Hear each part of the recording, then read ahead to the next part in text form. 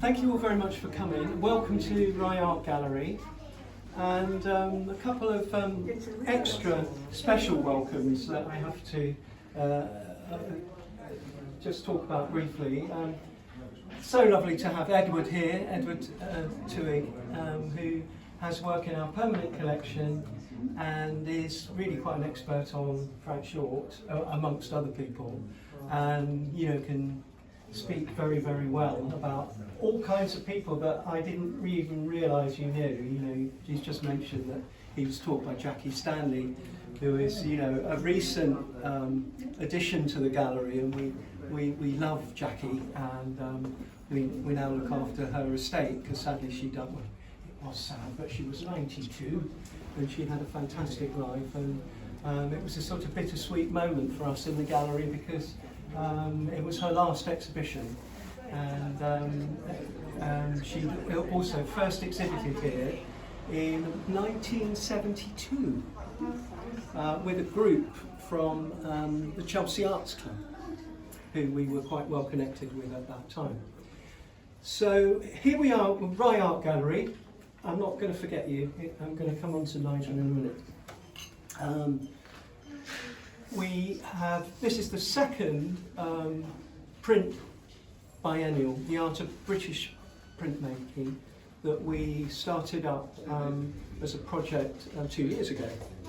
And it went so well, and we realised we'd got such a rich tradition of printmakers who we represent in the gallery and sell their work.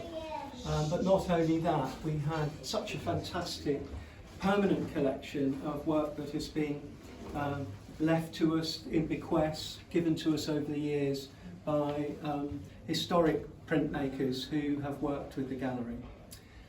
So it kind of just was such a good opportunity.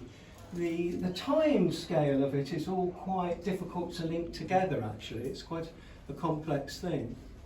And it's really nice to have Edward here and Nigel, particularly as he is, as well as a very well-known printmaker, particularly associated with a local favourite of mine and the gallery, John Piper. And at the end of the tour, when we get to the studio, we're going to talk Nigel's very kindly offered to talk to us a little bit about working with John Piper, and that's great. It's such a treat to have you both, really. So I'm going to just say a few things about the work in this gallery, the Gallery 1 as we call it. I live in Marlborough, but actually I have a flat in Brighton, and for 13 years, between 2000 and 2013, I was head of art at Brighton College. And one of my sacred places on the planet, a bit like Copenhagen, is Chanctonbury, Chanctonbury Ring. And it's so mysterious and wonderful, even in the summer. I think it's so, there's a presence there. And I love going back, and even though I'm in Marlborough, I go back about 3 or 4 times a year, because it's so special. So these, I must have created, actually one time, I think 2016, I camped there for a week, and I did 100 dry points. And one evening, I'm not joking you, I was drawing away, and there was a force that pushed me. And I still have that print. The line in that is the most unusual line. It's not a line that I would have made. It is haunted. It is a very spooky, interesting place. Anyway, I love going back, and these are created on the spot, and I genuinely love it. I think it's such a good place. In 2018, I was asked to give a talk on Frank Short upstairs. By the way, I'm obsessed with Frank Short. Over 240 of his works. I've since I was about 19, my first Frank Short, and that hasn't diminished. I think he's the most amazing, wonderful printmaker. And the print the act, Mettleton? It's a Mettleton, yeah. I have the ink study for that, but I've never seen a print, so that's an interesting kind of correlation between the two. But I don't know, there's something wonderful, I think, about Sussex, and actually even driving down here with David. Where is David? David, by the way, can I just say, David is the 13th president, current president of the Royal Society of Painter-Printmakers, and Frank Short is the second. And there's another artist upstairs, Robert Austin, and he was the fourth. So again, that connection and that interweaving in this, I think, is just so important. But primacy of line is important for me, and lately actually colour. But I don't know, there's something wonderful and delightful about line. And it's, as I say, it's such a spooky place that intensity of line is important.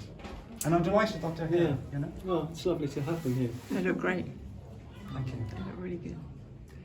Okay, shall we move into... Because in those, aquatint comes from the initial process of painting with resin particles suspended in spirit. So a water tint, in other words. So the spirit would evaporate, leaving the particles of resin, which when heated solidify, and the acid bites around, hence you get a tone. But with Goya, it's more than a tone. With Goya, it's an atmosphere. It's within the linear with the linear image, they become really quite charged and emotional images. And I, at 16, in my head, I thought, if ever I do etching, this is what I want to do. I want to do aquatint. Not knowing at 16 that I would, it would end up being my career, effectively. So this is a tribute. This is it's a double tribute. I was given a book, an old, I think, spring publication of Los Caprichos, Goya's Los Caprichos, by Gordon House, the artist. Gordon House, you may or may not know, was an influential artist, the same generation as Hockney, but better known for his typography and graphic work. It was him who designed the Beatles' White Album, for example. You're supposed to think it's Richard Hamilton, but it's Gordon House. It was, Gordon did it all. He said, I'll do it. And he played a big part in Sgt. Pepper's as well. And he was also he would make most of the catalogues, design most of the catalogues that came out of Bond Street. So he would, if you find old catalogues coming out of Wallingtons and Marlborough, the chances are they're designed by Gordon House. He set up the first studio that I worked in, White Ink. He was an artist as well, and to print his etchings. He didn't like the bill that he'd got at the previous studio, so took their printer, Cliff White, and set him up and created White Ink.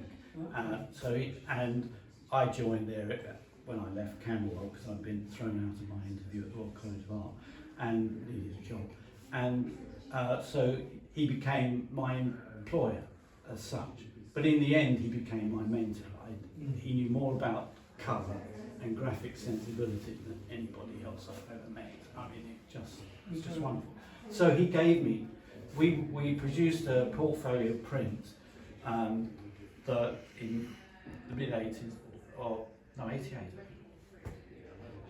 called a Welsh portfolio. He comes from Wales originally, and it marked a turn in his work from being very geometric to being organic, mixed with quite loose geometries. And as a thank you gift afterwards, he gave me this book on Los Caprichos. His nickname was G. Everybody who knew it, well, I shouldn't say it was his nickname, because Gordon wouldn't have had a nickname, but those who were familiar with him called him G. And so here, this is a tribute to both of them. This is a tribute to both of them. Both Goya, who, as I just explained, meant everything to me. These are from Los Caprichos, and the G for Gordon. and it's a G series. It's also they're multi-matrix. In the A plate is called a matrix. I hate that. A single one is all right, but the plural of matrix is rather difficult to say. I'd rather say plates than matrices. That sounds like something you find in a dungeon. Anyway, so this is the smallest plate I've ever made. So each of these are separate plates. But I'm kind of undoing. I built a reputation on very fine, obviously technical, multi-layered etchings.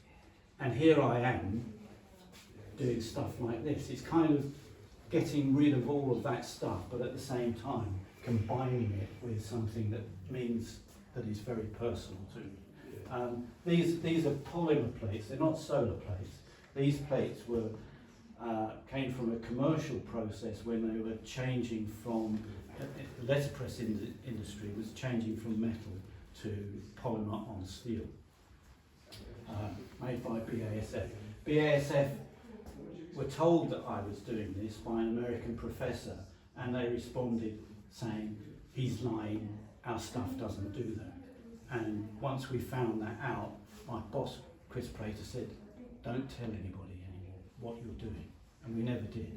So these were plates that had a cell so these are from 21. These plates were meant to be defunct in 1995, but I managed to revive them. The problem was that the line wasn't very good. So in fact, although these are photographic, clearly, I've actually redrawn them all to get the line to print. And then I've tried to, this is, if the